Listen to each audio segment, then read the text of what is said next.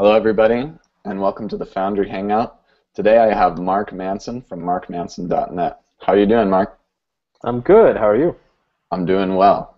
Why don't we get started by, Mark, just introduce yourself, kind of talk about your business right now, and yeah, kind of a little bit of the story behind it. Um, so I'm Martin. I'm a full-time professional blogger and writer at this point. But my history actually began in kind of more traditional internet marketing, info products, copywriting, design, things like that. My site's markmanson.net, and I pretty much, my whole gig these days is writing and speaking and of that nature. So I started back in 2007. I graduated from university in 2007, and it was pretty clear early on to me that I didn't want to do like the 9 to 5 corporate thing. I was always pretty good with technology and computers and internet. Read the 4 Hour Work Week. Kind of got on this whole kick of, hey, I got to make something work. And so I took to kind of just generic internet marketing. I started in the men's dating advice niche, which was interesting to say the least. It's a very Yeah. unconventional niche in a wide variety of ways. And that's kind of where I cut my teeth in how sales funnels worked, understanding how like developing a USP, appealing to my market, copywriting, all these things. And I slowly kind of got a little bit of success over the period of a couple years. Once I felt like I got a little bit competent, I branched out into some other projects. I did some affiliate stuff on blogs for a while, which I made a little bit of money from. I did some marketing consulting for like a car part vendor for nightclubs. Um, I sold some info products through created a video site. All of these things, they got a little bit of traction. Some of them made a little bit of money. Some of them made a lot of money for a little bit and then died off. Um, but after a few years into it, I realized I wanted something really consistent. I wanted something. Um, I kind of realized when I got into it, I was like, I don't want to do the 9 to 5 thing. I'll do this internet marketing thing. I'll travel the world, and then I'll like get serious when I'm 28 or something like that. I always figured that this was just gonna be something I do for a couple of years and then whatever. Um, I once I realized how hard this was and how long it took to develop these skills, I realized that okay, I need to make a career for myself. I need something dependable, something I can still work on 10, 20 years from now and be proud of. And there was really nothing, none of my projects or businesses I didn't really feel that way about. None of them I looked at and was I'm 35, I still want to be doing this. The only thing that I had that was consistent at all was the dating advice stuff, which I felt very mixed about.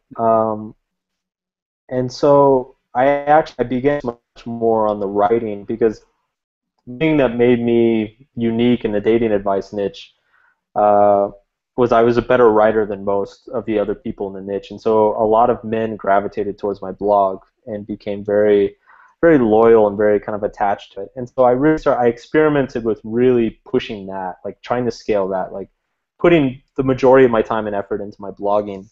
Um, I turned my site into just a general men's growth site and self-development site called Post Masculine, and that started to take off. And after about a year of that, the writing really started to get recognized around the internet, started to get shared on Facebook.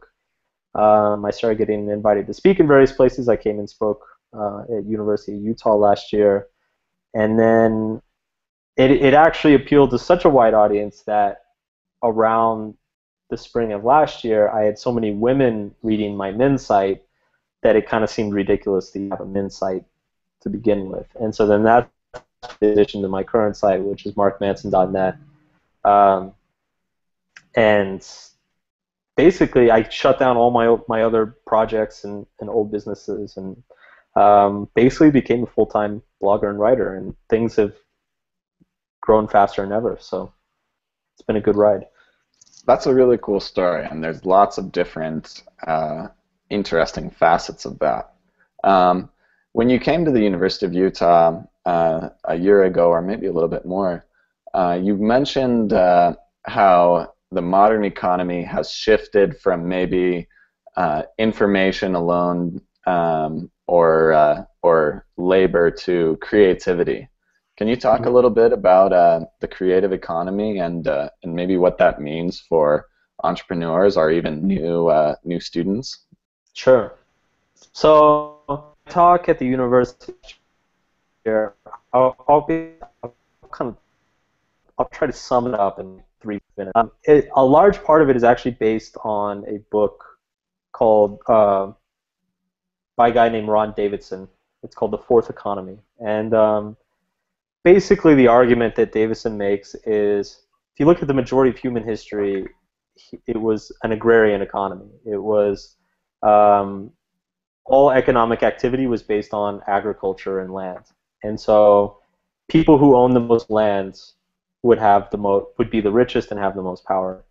Well, eventually the world ran out of land, like all the land was taken. So then you have to compete in a different way. It became not who had the most land, but it became who can work their land the most efficiently and produce the most out of the same amount of land. And so that's when you get the industrialization and the labor economy. And so now it became, okay, you need land, you need to produce stuff, but you need workers. Well, eventually you run out of workers. Everybody's employed and everybody's producing stuff. So now it doesn't matter. Now the labor economy is kind of maxed out, and so you have to find another way to compete. And the way that they discovered to do that was about 100 years ago. They discovered marketing. They were like, well, we can't produce anymore, but what we can do is convince people to buy more stuff, which will make us more money, or to pay a higher price for the same types of things. And so that began the service economy, and that was based on conveying information to people through radio and television. And that's how you got your competitive advantage. Well, the argument that Davison makes, and that I tweaked a little bit in my talk, is that basically with the age of the internet, we've reached a point where there's more information out there than any single human being can consume at any given time. So like, I forget what the exact number was, but it's something like, I think it's like 70 hours of video is uploaded to YouTube every minute. So like, it's just, there's an insane, like Google said something like the amount of human knowledge in history doubles every 2 years. Um, so it's just an insane amount of information that's being churned out through the internet now. And there's no single person. I mean, you can basically know as much as you could ever want to. So there's no competitive advantage to having more information to people or to conveying information to people. And so the point that I made is now it's no longer about having the best products or the toothpaste that cleans the best or producing for a smaller margin than another company. I mean, those things all matter, but if you're going to gain a competitive advantage in the economy today, you actually need to find a way to appeal to people's imaginations and catch their attention. Some people actually refer to today as the attention economy, where marketing's not good enough. What matters is actually getting people's attention and intriguing them, showing them something new that they haven't experienced or felt before. And so that was kind of the first half of the talk, and then the second half of the talk was all about how the internet and information technology provides us. Uh, it's basically easier now to start a business and achieve this type of creative economy or entrepreneurship. It's easier to do that now than it's ever been in human history, and so the combination of these two forces, there's no reason to not do those things. If you're a 20-something just coming out of school, you're intelligent, you're creative. Um, I mean, this is a huge opportunity for our generation. So I think it's something that everybody should at least be aware of and looking into. And then if it appeals to them, they should be going for it, because this is something that's probably not going to be around for more than a few decades, I imagine. That's really interesting. It's kind of a two-edged sword. The bad news is that it's harder than ever to find a job for a lot of recent grads, but it's easier than ever to start a business. Yeah, Though probably the path isn't as clearly defined as it would be on a standard job application. yeah, Um, absolutely. do you have some examples of some interesting successes in the creative economy outside of your own blog? Sure. Yeah, there's tons. I think one of them that I used in my talk was, I think everybody's seen those lolcat meme pictures, and it was like pictures of cats making funny faces with like subtitles under them. Um, I mean, at this point, the pictures are so ubiquitous online that I think everybody, it's just almost, it's like a normal internet experience at this point. But people don't realize that that was actually started by a guy, I think about 4 or 5 years ago. And he was on some forum, I think he was on 4chan or something. And he, I don't remember exactly why he did it, but he posted a picture of a funny cat and he photoshopped like a giant LOL under it, and he started like posting that picture as a reply to people on threads, and people thought it was hilarious, and people started stealing it and posting it in other places, and it kind of became a thing. It kind of went viral. Well, he was smart. He immediately realized that people were doing this, and so he went around and he started collecting pictures, funny pictures of cats all over the internet, and photoshopping like funny lines underneath them. And he created a website called I Can Has Cheeseburger, I think is what it's called. But he also created lolcats and a few others. And basically the entire site was just nothing but funny cat pictures with these like subtitles. Stupid. But he got millions and millions of hits. Like millions of people. Everybody wanted to post this stuff. People posted on Facebook, on forums, on YouTube comments. Like it caught on. Everybody wanted to, put these pictures in different places, and so his site was where they went. And so he sold advertising. I think he sold like a picture book. He sold T-shirts.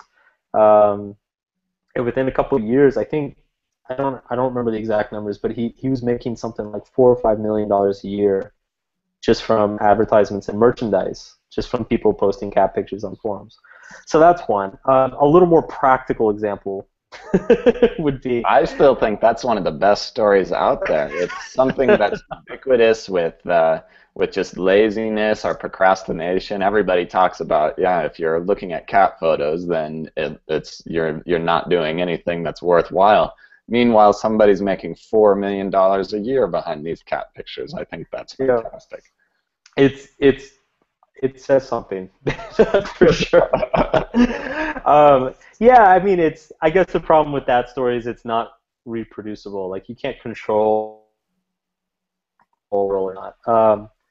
But a more, I guess, kind of a more down to earth example, which I also used in my talk, and this is somebody that most people haven't heard of, and there's tons of people, there's thousands of people like this guy making money. Um, there's a God, oh crap, I'm forgetting his name now. I actually need to look it up. But there was a drummer on YouTube. So like if you go, one of the cool things that's happened with YouTube um, is musicians there's kind of become a whole community on YouTube of musicians who play their music for each other. So like Hmm. musicians will take like say there's a Metallica song, guitarists will record themselves playing the Metallica song, or maybe playing variations of Metallica song, maybe playing a classical version of it, maybe playing a jazz version of it, and then people take those videos of those renditions and they like add and layer things on top of them.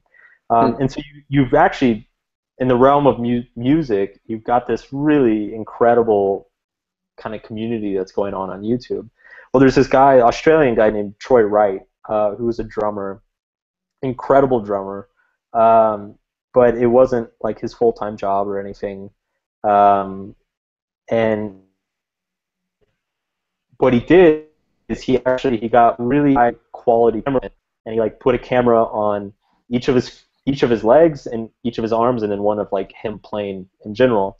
So it was like these really high quality, highly edited videos of him playing really difficult songs. And he, not only that, but he would like break the song down and show him playing it slowly and explain like how to do the right motions, like how to develop the right muscle memory and the habits and everything.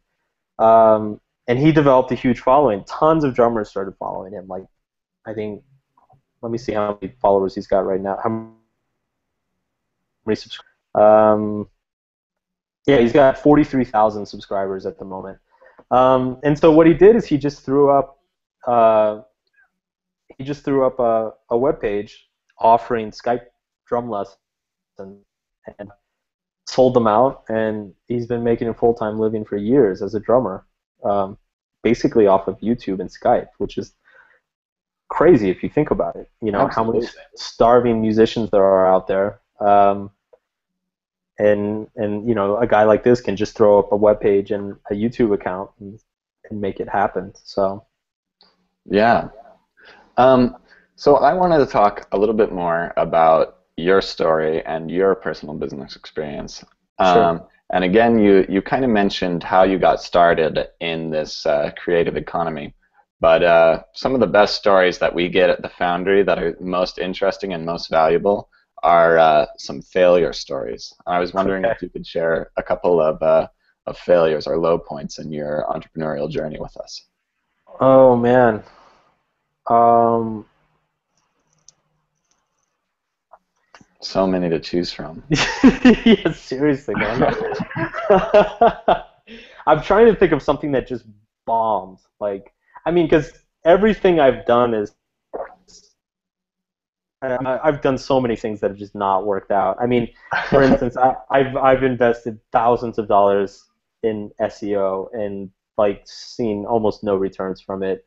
I've spent thousands of dollars on Facebook advertisements and promotions and seen very little from it.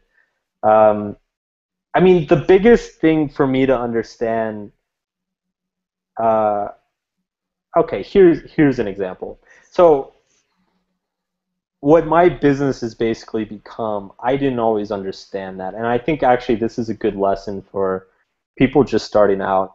You know, when you're just starting out, you kind of, you're like a sponge. Like you absorb all the information. You watch videos and seminars and interviews and read books, and the first thing you try to do is you try to go out and kind of replicate what other successful people have done, which is you know, that's important. That's an important part of the process. Um, but another hugely important part of the process is you really need to understand on a very intimate level why people who buy from you buy from you. And understand for a long time is that people buy from me because they like my writing. Um, and for a couple of years, I was very unsure. I was very confused about, you know, I thought it was because I had awesome sales copy or I created a product with amazing USP or all this stuff. And the truth was is that once I actually got some experience and started testing different things, I every single test I ran would give me the exact same result. Um, and it taught me that, you know, these people actually aren't even reading my sales page. Um, they're reading me. Like the only reason they're buying is because they like reading what I write. Um, so that was a huge lesson for me, and kind of the, I guess, the epic fail that led to that realization was, you know, this was back in 2011, and this is when I had just kind of decided, like, you know what, I'm gonna, you know, I'd been kind of working on a bunch of different projects, had my hands in a lot of different cookie jars for a while, and I was like, you know what, I'm gonna take this men's dating site, turn it into a men's personal growth site, like really focus on it, Mm-hmm. make it good, kind of make this my career or whatever. Part of that was focusing more on the written content, but so I changed my site, um, started really working on my writing a lot, got good reception, was starting to get a lot more traffic, and I'd been planning this product for a while that I was pretty excited about. It was an online course, and it had actually been ready, completed for a couple months. But I had this huge vision of like this amazing marketing I was gonna do. I was gonna have this like crazy video sales letter with like, you know, all these like interesting loops and hooks and put some jokes in there, um, and it was gonna be great and it was gonna convert like crazy, and then I could go out and advertise like crazy, and it was a whole new market that nobody had tapped into, and you know I had these like videos that were going on, and so I spent 2 months putting the sales letter together. I spent as much time putting the sales letter together as I did putting the actual product together, and uh, and then I launched it, and people fucking hated it. Sorry, can I drop f bombs? I well, I guess it's YouTube. I'd probably avoid it, but Okay. I think they'll Uh, forgive you. well, I think it's merited in that situation. Yeah, They really hated it. Like, and I started getting emails from people. They're like, Mark, I've been a fan of your site for almost 2 years, and I really want to buy your product, but this sales letter is terrible. Like, you're talking to me as if I'm like an infomercial, and you know you're treating me like I'm an idiot. And man, I thought you were all about honesty and relationship and all this stuff. And you know, I just wow. realized like all this marketing stuff I'd studied for so long, um, you know, and worked so hard to understand. Like I put that in my business, and my prospects hated it.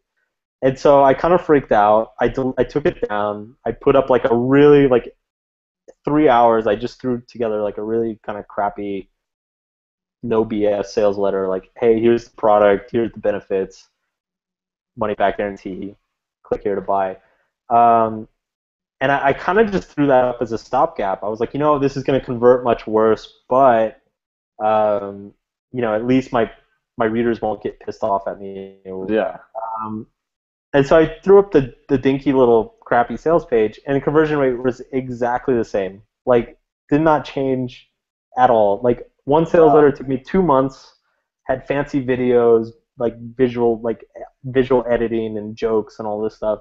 Other one took about 3 hours, was just like plain font, um, and I got the exact same conversions, and it made me realize, like, you know what, like my USP is not what I thought it was. My USP is I'm a writer. Like I'm a writer who can engage people and develop a loyal audience very easily and very quickly. That's my advantage. My advantage is not that I came up with a cool product or that I came up with a cool video.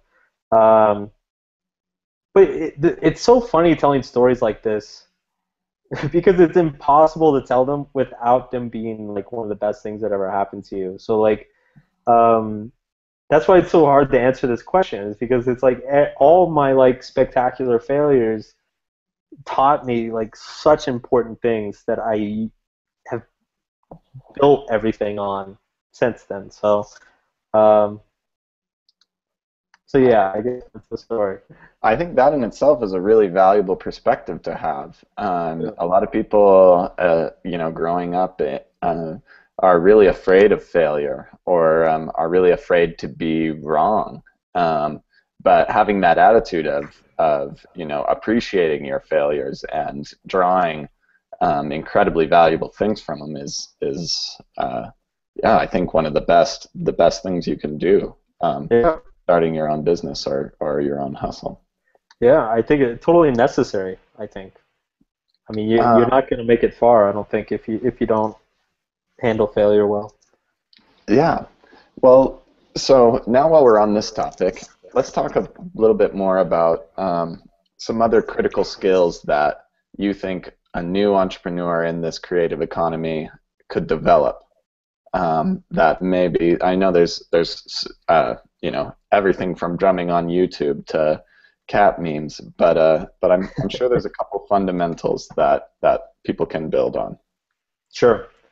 Um, so I think I mean this is but um, I think the most fundamental skill for entrepreneurship is actually uh, being an autodidact, which like being able to teach yourself things.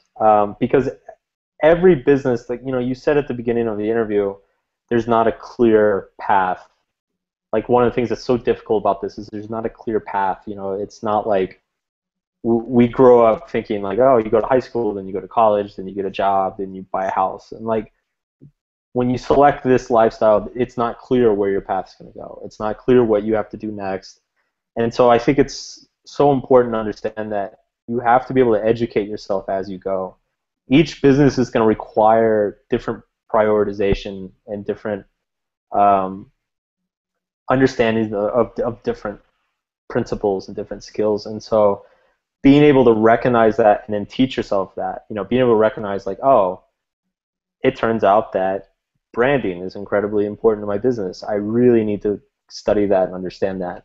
Or realizing like, oh, you know, the tech stuff in my product isn't nearly as important as the user experience. I need to study up on user experience. Like, I need to understand this stuff if I'm going to make a good product. Like, being able to recognize those things and adapt to them and then go out and study them, I think is huge. I mean, it's basically kind of the name of the game these days, especially since, you know, the information is endless at this point. Yeah, I think that's really interesting. And one reason is because a lot of what you said, you've been doing this on the road, traveling the world. You're in Colombia right now talking to us. Yep. You just came from Asia. Do you think a lot of those skills of being able to teach yourself, give yourself feedback, understand situations that are really important in business are also some of the skills that you've learned while traveling? Oh, sure. I think in a way, this type of lifestyle magnifies those skills in some way. So like one of the first things you learn when you're in another country and you don't speak the language and you don't understand the culture is like you're going to embarrass yourself a lot. You know, like when you're walking around Vietnam and stuttering through English, like making funny hand signs to try to communicate that you're trying to buy toothpaste or whatever. Uh-huh. You find yourself in a lot of awkward, embarrassing situations where you don't know what to do, and it forces you to really come to terms with that quickly and to like get over yourself a little bit and understand like, hey, I'm gonna make a fool of myself sometimes. I'm gonna say something that's stupid sometimes. I'm gonna try to do something that just completely doesn't work or fails miserably, and I think that it builds a certain type of character within you that corresponds with an entrepreneurial success. Like it builds a resilience and I guess kind of a humility that's really necessary. I mean, if you're going to sustain all these failures and deal with the uncertainty of what you're supposed to do all the time, um, you really need to get comfortable with that stuff, and living abroad helps. That's fantastic. Um, that's most of the questions I have for you, and we're about out of time. Okay. So I just wanted to, well, open up the floor. Let you know if there's anything that you're doing at markmanson.net that you'd want people to know about, or any way people can reach you in the future. Sure. Um, so yeah, Mark, I'm finishing up a new book at the moment, and actually I'm going to be relaunching the site in a couple months. But basically, yeah, I just encourage people to go, if you haven't heard of it, go check it out, read an article or two, see if it's your cup of tea. And if it is, jump on my email list. Um, I'm always interacting with my readers and sending out cool stuff. And yeah, there's just a lot of cool things on the horizon. So yeah, it'd be cool. All right, Mark. Well, thanks a lot for your time. And if any of your travels ever lead you to Utah again, please stop by the Foundry. We'd be happy to have you. Will do. All right. We'll talk to you later. All right, see you.